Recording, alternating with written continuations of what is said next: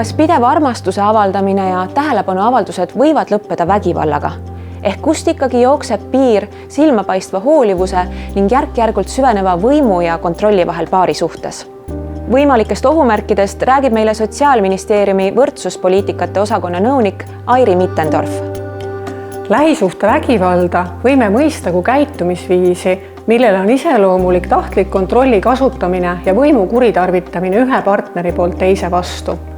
Sagedamini mehe poolt naise vastu. Kontroll algab tavaliselt üsna pehmel moel, olles kaugel sellest, mida me oleme harjunud pidama vägivallaks. Lähisuhte vägivalda saab ennetada nende ohumärkide äratundmisel. Kuidas seda saab teha? Vastuse saame, kui vaatame tähelepanekuid käitumismustritest, mida väärkohtlejad kasutavad oma partneri kontrollimiseks ja mida on võimalik märgata enne, kui vaimne, füüsiline ja seksuaalne vägivald täistuurid sisse saab.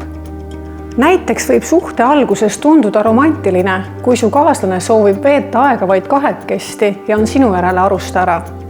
Tasub olla tähelepanelik, kui ta soovib, et sa lõpetaksid suhted väljaspool kodu ja ta on negatiivselt meelestatud sinu pereliikmete ja sõprade suhtes.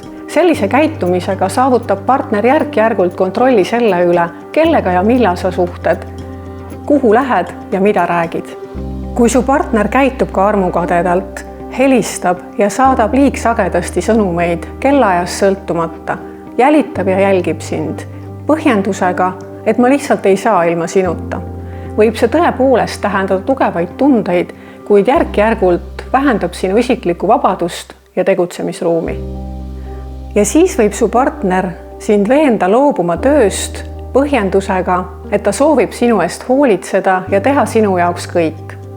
Võttes nii samm-sammult sinult majandusliku sõltumatuse ja saavutades kontroll selle üle, millele ja millal sa raha kasutad. Kui sa tunned paari suhtes, et midagi on valesti, kui sa oled muutunud ebakindlaks ja kritiseerivaks iseenda suhtes, kui sa oled loobunud enda arvamusest, sest sa ei taha oma partnerit pahandada, kui sa oled järk-järgult oma elust lõiganud välja oma sõbrad ja sugulased, kui sa tunned hirmu, sest sa ei tea, kuidas su partner võib millelegi reageerida, on need märgid süvenevast lähisuhte vägivallast.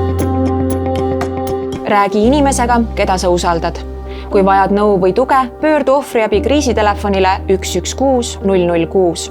Vägivaldsest käitumisest loobumiseks helista tugiliinile 660 6077.